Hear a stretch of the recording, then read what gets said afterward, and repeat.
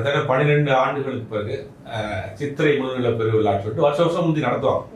கிட்ட ஒரு 12 வருஷமா நடத்தல, பல காரணங்களால 12 வருஷம் நடத்தாம இந்த நிகழ்ச்சியை எப்பயும் மகாபலிபுரத்தில் நடத்துவோம். மகாபலிபுரத்தில் நடக்கிறதுக்கு ஏற்பாடுகள் பண்ணாங்க. அதில் சிலர் தடை பண்ணணும்னு சொல்லி கோர்ட்டுக்கு போனாங்க. பல நிகழ்ச்சி நடந்துச்சு. ஏன்னா ஏன் தடை பண்ணணும்னு கோர்ட்டுக்கு போனாங்க அப்படின்னா, இதுக்கு முன்னாடி நடந்த நிகழ்ச்சிகள்ல சில அசம்பாவிதங்கள் நடந்துச்சு. அதெல்லாம் மனசுல கொண்டு இந்த மாதிரி நிகழ்ச்சி அந்த மாதிரியான அசம்பாவிதங்கள் நடந்துடக்கூடாதுங்கிறதுக்காக சில வழக்கு போட்டாங்க. அதெல்லாம் மீறி கோர்ட்ல ஆர்டர் கொடுத்தாங்க.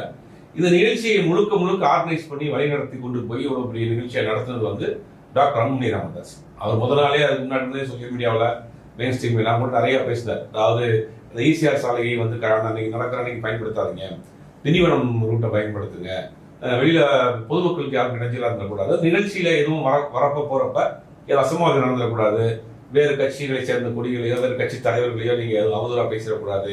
அப்புறம் அந்த அன்னைக்கு நடக்கக்கூடிய இடங்கள்ல சுத்தி வந்து டாஸ்மாக் லீவ் விடுங்கன்னு அரசாங்கத்துக்கு கோரிக்கை வச்சாங்க. கவர்மெண்ட்டும் டாஸ்மாக் லீவ் விட்டுச்சு. ஒரு மிகப்பெரிய ஒரு கூட்டத்தை பெருசா நடத்தி முடிச்சுட்டாங்க. அந்த நிகழ்ச்சியில நிறைய தலைவர்கள் டாக்டர் அன்புமணி ராமதாஸ் மற்றும் கட்சியினுடைய முக்கிய நிர்வாகிகள் பலரும் வந்து அங்க பேசினாங்க. அதுல பேசினதுல ஒரு பெரிய ஒரு சர்ச்சையை ஒரு சலசலப்பை உண்டு பண்ணிடுச்சு.